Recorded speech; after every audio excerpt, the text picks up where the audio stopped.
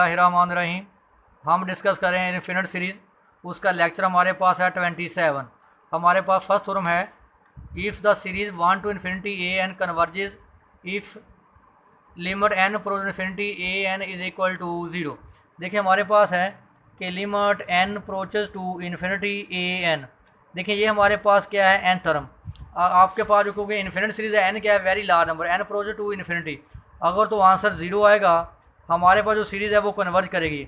अगर हमारे पास other than 0 आएगा तो जो हमारे पास सीरीज़ है वो क्या करेगी, डाइवर्ज। देखिए साथ ही हम लिखा है डाइवर्जेंस टेस्ट।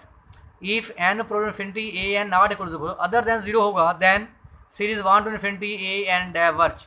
एग्जाम्पल नंबर हमारे पास 7 है। हम चेक करेंगे, examine this series 1 to infinity 5n + 2 over 3n - 1 for convergence. Check करेंगे ये सीरीज़ डाइवर्ज करती है या कन्वर्ज। तो आप कैसे लिखते हैं, 1 टू इन्फिनिटी ए एन। तो देखें ये हमारे पास हमेशा क्या होती है, एन टर्म। मैं लिखा A N 5n + 2 over 3n - 1। तो आप लिमिट हमेशा क्या लेंगे, limit N approach to infinity, क्योंकि हमारे पास जो सीरीज़ होती है वो क्या होती है, infinite series. N approach infinity A n is equal to limit N approach infinity 5n + 2 over 3n - 1। मैंने बताया था कि अगर आपके पास नोमिनेटर और डिनोमिनेटर क्या हो, पोलिनोमियल की शक्ल में हो, तो आप हम क्योंकि ये आएगी इन्फिनिटी ओवर इन्फिनिटी फॉर्म। आप देखें कि पोलिनोमियल की कौन सी बड़ी पावर है। देखें 1 1 है, ऊपरी 1 है और नीचे भी 1 है। इसका मतलब जो सबसे बड़ी पावर क्या है, वो n है। तो हम बेटा इसको डिवाइड करेंगे, नोमिनेटर और डिनोमिनेटर को n पे डिवाइड करें। यहाँ करें n पे डिवाइड तो क्या आ जाएगा 5, यहाँ पर n पे डिवाइड करें तो 2 ओवर n, यहाँ n पे डिवाइड करें तो n से n कैंसिल 3, यहाँ पे डिवाइड करें n से तो 1 ओवर n, यहाँ पुट करें इन्फिनिटी। तो आपको पता है 2 ओवर इन्फिनिटी आंसर 0, ये आंसर क्या होगा 0, तो क्या आ गया 5। यहाँ पुट करें इन्फिनिटी, 1 ओवर इन्फिनिटी आंसर 0, तो क्या आ गया आंसर 3। 5 ओवर 3, देखें 0 नहीं ना आया। अगर अदर देन 0 होगा तो सीरीज़ क्या करेगी, डाइवर्ज। तो इसका मतलब ये जो हमारे पास सीरीज़ है ये क्या कर रही है, डाइवर्ज। नेक्स्ट हमारे पास है इंटीग्रल टेस्ट है, इंपॉर्टेंट टेस्ट है। द इंटीग्रल टेस्ट हमारे पास सीरीज़ गिवन है 1 टू इन्फिनिटी ए एन। तो हम पहला काम क्या है कि हम सीरीज़ को कन्वर्ट करेंगे फंक्शन में। ए एन को हम बराबर लिया करेंगे एफ ऑफ एक्स। जो इंटीग्रल टेस्ट है इसकी जो सब पहली कंडीशन है कि जो आपके पास फंक्शन एफ ऑफ एक्स है वो क्या हो, डिक्रीजिंग फंक्शन हो 1 टू इन्फिनिटी पे। जो आपके पास फंक्शन है, यानी जो सीरीज़ को आप चेंज करेंगे फंक्शन में, वो फंक्शन हमेशा क्या करे, डिक्रीज़ करे। सेकंड हमारे पास है कि हम इंटीग्रल टेस्ट अप्लाई करेंगे, integral 1 to infinity f of x d x. अगर तो आपके पास आंसर क्या आए, डेफिनेट नंबर है, यानी फाइनाइट आंसर आए, तो वो जो इंटीग्रल है वो कन्वर्ज करेगा। अगर आपके पास इसका आंसर, इंटीग्रल का आंसर इनडेफिनेट नंबर है, यानी आंसर माइनस इन्फिनिटी आए या पॉजिटिव इन्फिनिटी आए, तो जो सीरीज़ है वो हमेशा क्या करेगी, डाइवर्ज करेगी। तो देखिए मैंने यही लिखा हुआ है। पहला काम क्या है, नॉन इंक्रीजिंग। नॉन इंक्रीजिंग का मतलब होता है डिक्रीजिंग फंक्शन। पहला काम क्या है कि फंक्शन डिक्रीजिंग हो 1 to infinity such that f of x किसके बराबर होगा, ए एन के लेंगे, for all positive integer n, then 1 to infinity A n converge if 1 to infinity f of x converge. यानी कि अगर आपके पास जो इंटीग्रल है अगर वो कन्वर्ज करे, कन्वर्ज का मतलब क्या है कि इसका आंसर क्या है, डेफिनेट नंबर आए, तो सीरीज़ कन्वर्ज करेगी।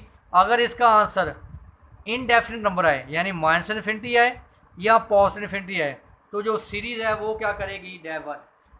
फर्स्ट एग्जांपल है example number 30, determine whether series 1 to infinity tan inverse n over 1 + n² converge और डाइवर्ज।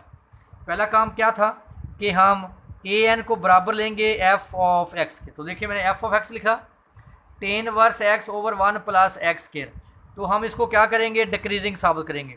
तो क्या डिक्रीज का साबित कैसे करते हैं कि फर्स्ट डेरिवेटिव क्या हो, लेस देन 0 हो।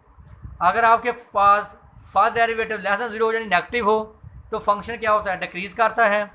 अगर आपके पास फर्स्ट डेरिवेटिव ग्रेटर देन 0 हो तो फंक्शन क्या करता है, इंक्रीज। हमने क्या साबित करना है, डिक्रीजिंग। ले फर्स्ट डेरिवेटिव, नीचे वाले का स्केयर, नीचे वाला फंक्शन ऊपर एज इट, ऊपर वाले का डेरिवेटिव माइनस ऊपर वाला फंक्शन एज इट, नीचे वाले फंक्शन का डेरिवेटिव। तो 1 ग्रेटर 0 तो एक्स करके क्या आएगा 2x। तो टेंजेंट इनवर्स एक्स का डेरिवेटिव आपको होता है टेन इनवर्स एक्स का डेरिवेटिव क्या होता है 1/1 प्लस एक्स स्क्वायर। ये फैक्टर इससे कैंसिल। तो देखें आप x को कोई भी वैल्यू देंगे तो आपका जो आंसर है वो क्या आएगा नेगेटिव। तो क्या आ गया less than 0। So F of x is decreasing function. पहला काम क्या था डिक्रीजिंग साबित करना। उसके बाद हम इंटीग्रल वैल्यू निकालेंगे। इंटीग्रल वैल्यू हमेशा लिमिट क्या लेंगे 1 टू इन्फिनिटी। दी भी होगी आपको 1 to infinity tan inverse x over 1 plus x square. तो देखें टेन इनवर्स एक्स का डेरिवेटिव क्या होता है 1/1 प्लस एक्स स्क्वायर। आपने थ्योरम पढ़ा था फंक्शन हो और साथ फंक्शन का डेरिवेटिव क्या हो मल्टीप्लाई हो, तो फंक्शन की पावर में आप एक इजाफा करते उसी पे आप क्या करते थे डिवाइड।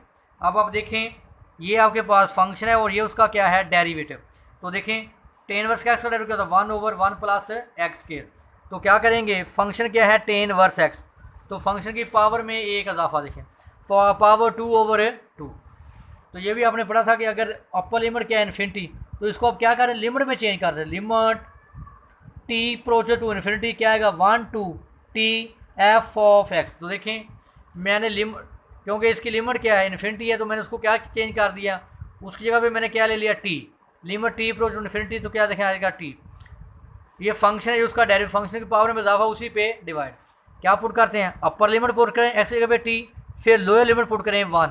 तो आपने पढ़ा था कि टेन इनवर्स 1 क्या होता है π/4।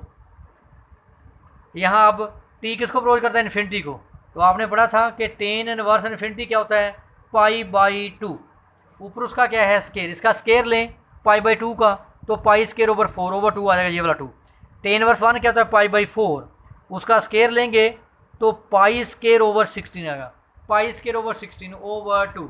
ये 4 नीचे आएगा 8 हो जाएगा, ये 62 से मल्टीप्लाई करके आएगा 32।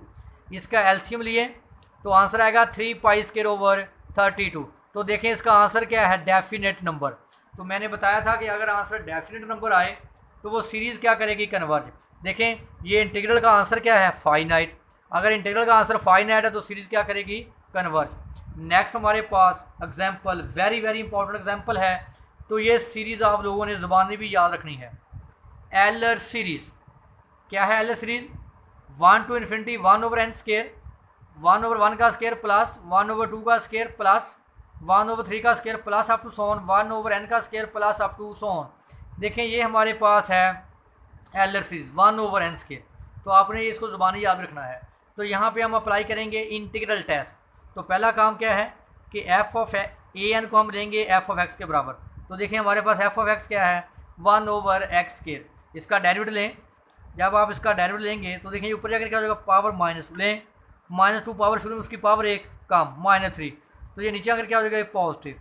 देखें आप x को वैल्यू पॉजिटिव वैल्यू पुट करेंगे 1 से इन्फिनिटी पुट करेंगे तो इसका आंसर क्या आएगा पॉजिटिव। ऊपर क्या है नेगेटिव, तो पॉजिटिव नेगेटिव आंसर क्या आ जाएगा नेगेटिव।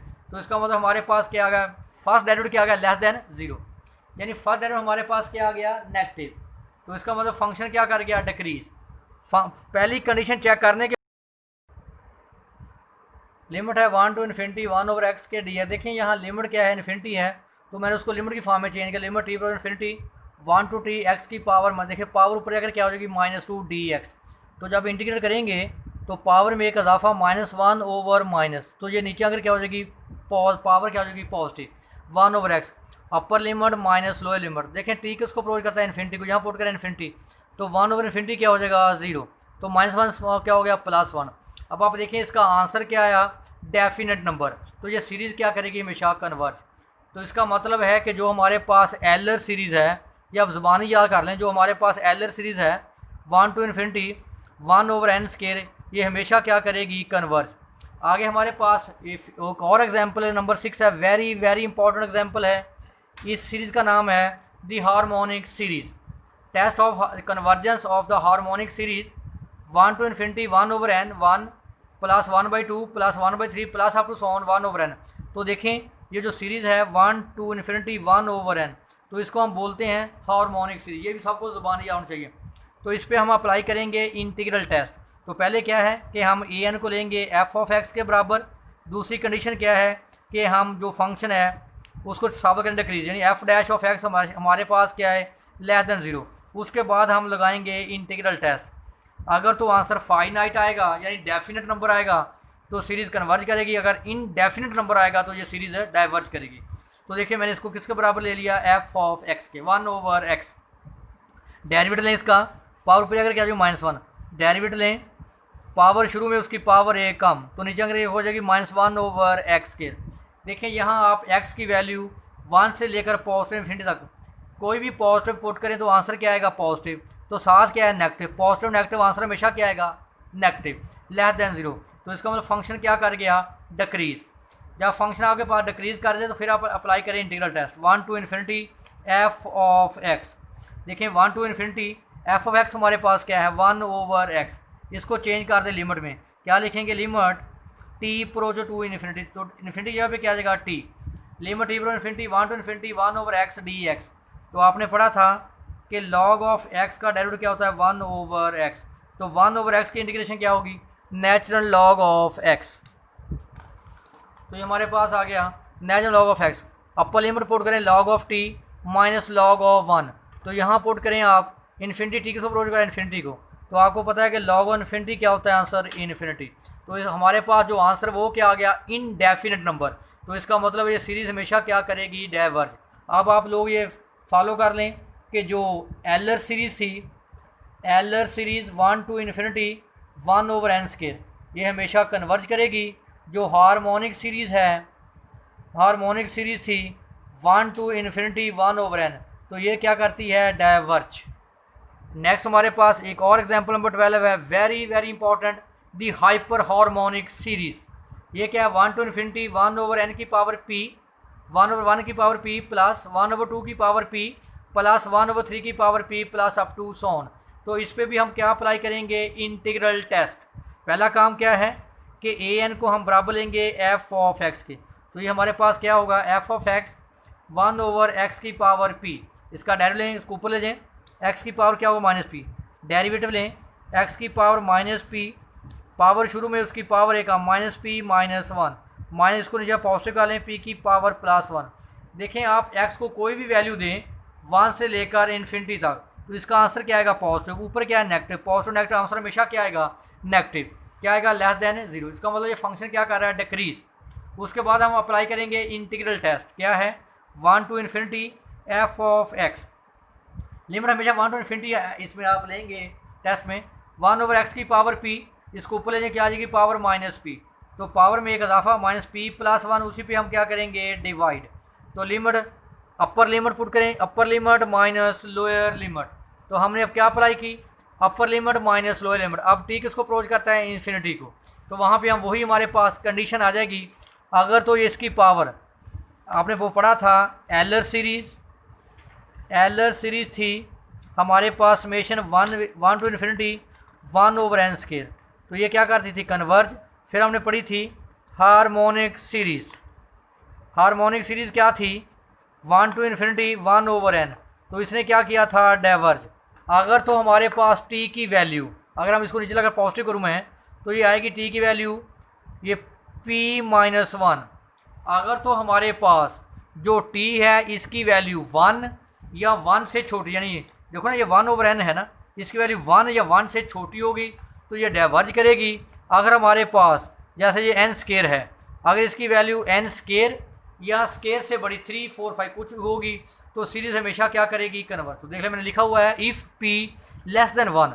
देखिए अगर आपके यहाँ p की वैल्यू 1 से छोटी पुट करेंगे तो देखिए हमारे पास जो t की वैल्यू आएगी वो हमेशा 1 से क्या होगी, छोटी होगी। This series is divergent.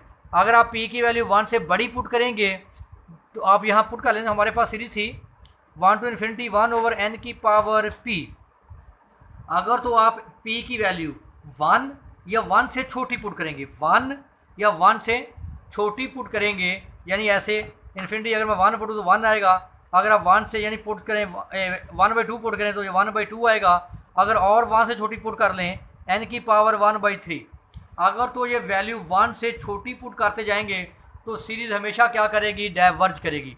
अगर आप p की वैल्यू 1 या 1 से बड़ी पुट करेंगे तो जो सीरीज़ है वो हमेशा क्या करेगी, आपके पास जो है वो कन्वर्ज करेगी। देखें अगर आप p की वैल्यू 1 से बड़ी लेंगे, यानी वो n² जैसे मैंने लिया था, n² हो, 1/n³ हो, 1/n4 हो, यानी अगर जो n की वैल्यू है 1 या 1 से बड़ी होगी वो कन्वर्ज करेगी, अगर आपके पास वैल्यू p की 1 से छोटी होगी तो सीरीज़ हमेशा क्या करेगी, डाइवर्ज करेगी।